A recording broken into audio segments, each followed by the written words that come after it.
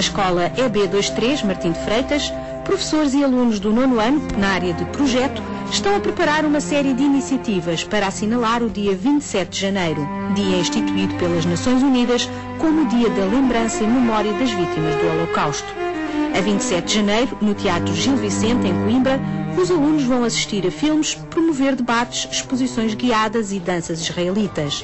Esta iniciativa foi organizada no seguimento da participação de professores no curso do Instituto para Memória e Ensino do Holocausto Yad Vashem, em Jerusalém.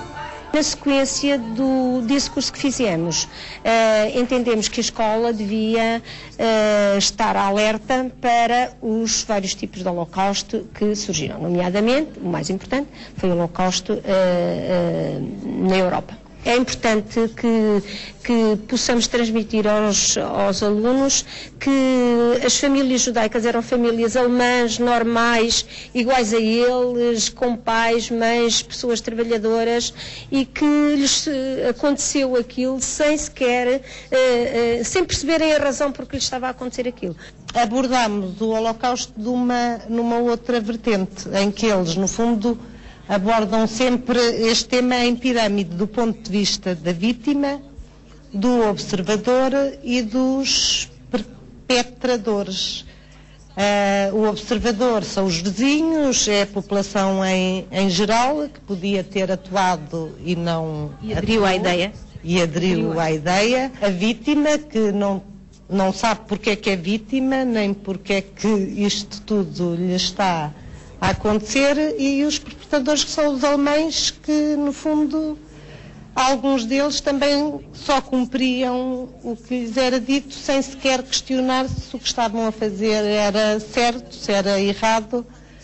Antes de começar com este projeto, eu tinha uma ideia muito vaga acerca do que tinha acontecido realmente. O cartaz que tu vais falar na exposição mostra-nos o quê? Resistentes? Sim, mostra-nos resistentes que conseguiram fugir de um gueto e esconderam-se na floresta para tentar arranjar armas e para tentar combater contra alguns soldados nazis. O cartaz foi no ano em que o Hitler subiu ao poder, onde ele mostrava que queria surgir uma nova era na Alemanha e que os judeus não faziam parte dela. De que momento terrível é que tu vais falar?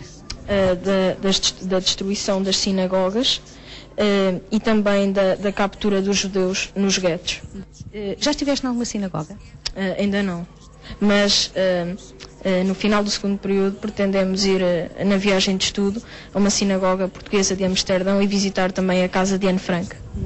Este aqui é sobre uns campos de extermínio que eram levadas muitas pessoas a partir de comboios, como aquele ali.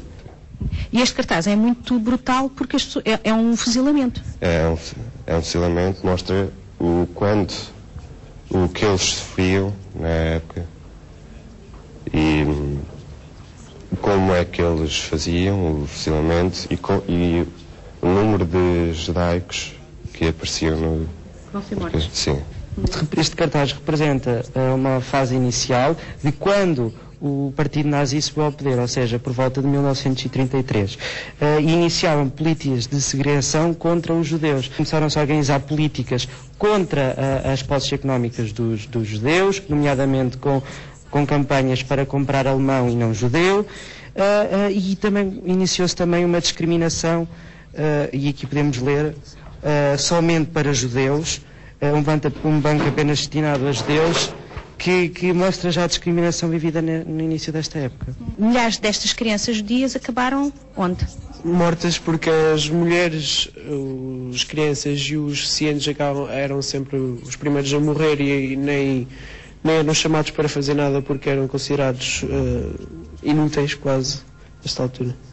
Sobre o meu cartaz vou falar de uma sinagoga ardea, que foi um dos primeiros sinais de violência dos nazis contra os judeus. Nós dividimos o trabalho. A minha parte era falar sobre os justos, que eram pessoas que defendiam e protegiam os judeus. Em particular vou falar do Aristides de Sousa Mendes. Foi um justo que deu passagem a mais de 30 mil judeus para Portugal. Este cartaz fala sobre uma mulher idosa que estava a vender fitas com a estrela de David, que era o símbolo dos judeus. Todos os judeus tinham que usar uma fita com a estrela de David. Como se vê, a mulher também estava subnutrida, porque naquela altura nos guetos tiravam-lhes todos os bens e muitos deles não tinham trabalho. Mas como se vê aqui, havia algumas exceções. Haviam pessoas que conseguiam levar os seus bens para lá, então no gueto também se distinguiam os pobres dos ricos. O que é que te chocou mais nesta história terrível? O facto dos os nazis matarem milhões de pessoas só por descenderem de uma raça diferente. Acho que isso foi o que me chocou mais. Talvez a parte de que eles eram pessoas normais como nós e que a partir do nada praticamente foram excluídos completamente da sociedade. Talvez uma forma de evitar que volte a acontecer é realmente o que nós vamos tentar fazer no Teatro Académico Gil Vicente, para tentar sensibilizar as pessoas e dar-lhes a conhecer o que realmente aconteceu, de forma a tentar que não volte a acontecer. Um dos nossos objetivos deste trabalho é mesmo esse, é consciencializar as pessoas e depois, consequentemente, as gerações mais futuras, que este acontecimento nunca se deverá repetir na história da humanidade, pois correspondeu a um grande massacre e foi um colapso total da nossa história. E o que é que achou deste projeto sobre a memória do Holocausto? Acho que é sempre bem-vindo num contexto escolar e não só. E o ir pesquisar algum tipo de coreografia e poder integrá-la no projeto torna o projeto mais aliciante para os próprios alunos, deixa de ser só um debate, que sempre é importante haver debates, mas dá alguma mais vivacidade ao próprio projeto e vai ser de facto um momento alto, creio eu, a nível do Teatro Académico Gil Vicente, com todas as turmas de certeza que vão utilizar as palmas, e vai ser um